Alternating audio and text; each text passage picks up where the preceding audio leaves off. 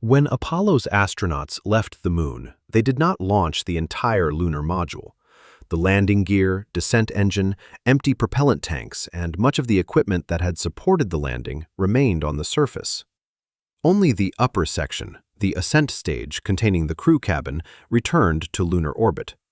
Before that could happen, the lunar module had to separate into two independent spacecraft. 4 structural connections had to release. Electrical circuits running between the stages had to be isolated. An umbilical containing electrical and fluid lines had to be severed. Only then could the Ascent engine lift the cabin away. NASA accomplished this with a carefully ordered pyrotechnic system, circuit interrupters, explosive nuts and bolts, and a guillotine built into the center of the spacecraft.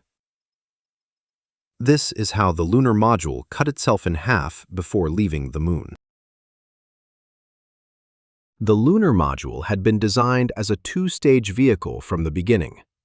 The descent stage carried the landing gear, the throttleable descent engine, and the propellant required to reach the lunar surface. Its equipment bays also carried batteries, water, scientific equipment, and, on the later missions, the lunar rover. Above it was the Ascent stage. This contained the pressurized crew cabin, guidance equipment, communications systems, reaction control thrusters, and the Ascent propulsion system. During descent and the stay on the Moon, the two sections operated as one vehicle. The Ascent stage depended on connections running into the descent stage, while the descent structure carried the cabin's weight through the landing. Once the surface mission was complete, the lower stage was no longer required. Carrying it back into orbit would have demanded a much larger engine and considerably more propellant. Instead, the descent stage became a launch platform. The Ascent stage had to detach from it and fly independently. The Ascent stage was secured to the descent stage at 4 structural attachment points. These joints had to survive the vibration of the Saturn V launch, the journey to the Moon, descent engine operation, and the shock of landing. After spending hours, or on later missions several days, on the lunar surface, the same joints had to release immediately on command. NASA used explosive nut and bolt assemblies at the 4 attachment points. These were controlled pyrotechnic mechanisms, not charges intended to blast the stages apart. When electrically initiated cartridges fired, they released the clamping action of the fasteners.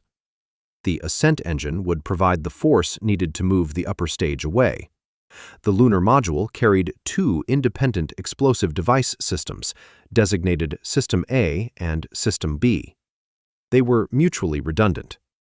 Each structural connection incorporated pyrotechnic release capability through both the nut and the bolt, providing another route to release the joint if one side failed. The separation command therefore did not depend on one charge operating correctly. Both firing systems were normally used, but either system was intended to complete the critical staging functions. Releasing the structure was only part of the operation. The ascent and descent stages were joined by electrical circuits carrying power, commands, instrumentation, and signals. Simply cutting energized wiring could produce arcs, short circuits, or voltage transients. A damaged conductor might connect power to a circuit that was never supposed to receive it. NASA's first step was therefore to operate the electrical circuit interrupters. These pyrotechnically actuated devices opened the interstage circuits and electrically isolated the two sections. NASA called this process dead-facing. The wiring physically remained between the stages, but the circuits at the interface were no longer energized. This protected the ascent stage electrical buses before the cable bundle was cut. It also prevented the abandoned descent stage from imposing an electrical fault on the spacecraft that was about to carry the astronauts into orbit. Only after the circuits had been interrupted could the remaining physical connection be severed safely. The central interstage umbilical contained electrical and fluid lines connecting the two stages. This could not be disconnected by allowing the ascent stage to pull the cables apart. An incomplete separation could leave the upper stage tethered to the descent stage, while loose wiring or plumbing might strike the Ascent engine nozzle or surrounding structure. NASA installed an explosive-powered guillotine around the interstage umbilical. When its cartridge fired, a shear blade traveled through the bundled lines. The system physically severed the umbilical after the associated circuits had been dead-faced.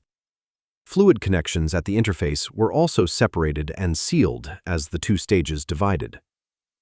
The staging operation therefore followed three defined actions. First, circuit interrupters broke the electrical connections. Second, the four explosive nut and bolt assemblies released the structural attachments. Third, the guillotine severed the interstage umbilical. Each action solved a different problem. The interrupters provided electrical isolation, the explosive fasteners removed the structural restraint, and the guillotine eliminated the remaining physical connection.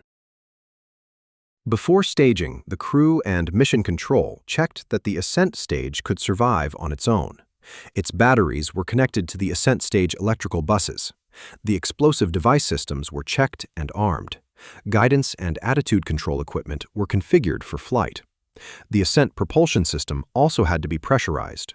It used helium to force fuel and oxidizer from their tanks into the engine. Pyrotechnically operated isolation valves opened the pressurization path shortly before the engine's first use. Once fired, these valves remained permanently open.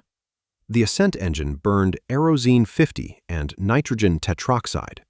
The propellants ignited on contact, eliminating the need for a separate ignition system. The engine was pressure-fed, had no turbopump, could not be throttled, and produced approximately 3,500 pounds of thrust. The engine was also fixed in position. Steering during ascent came from the lunar module's 16 reaction control thrusters rather than by moving the main engine. When the start command arrived, the engine valves opened and the propellants entered the combustion chamber. The exhaust traveled through the The same separation system also had to work during an abort. If the descent engine or another critical system failed while approaching the moon, the crew could select an abort stage command. The control system would shut down the descent engine, initiate staging, and start the ascent engine. This was a more difficult condition than a normal lunar liftoff. The spacecraft could be moving, rotating, or still descending when the stages separated. If the descent engine was operating, the control logic introduced a delay to ensure its thrust had ended before staging and ascent engine ignition. The unmanned Apollo 5 mission tested this capability in Earth orbit in January 1968.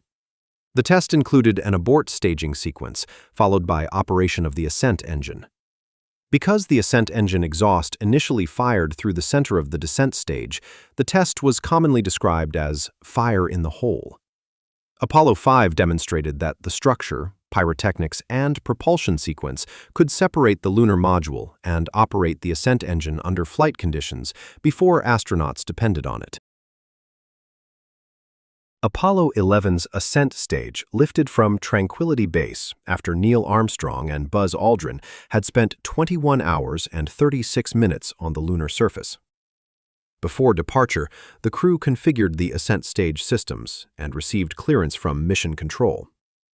The staging system isolated the circuits, released the structural attachments, and cut the interstage umbilical. At 124 hours and 22 minutes into the mission, the ascent engine fired. There were no launch clamps to release and no tower to clear.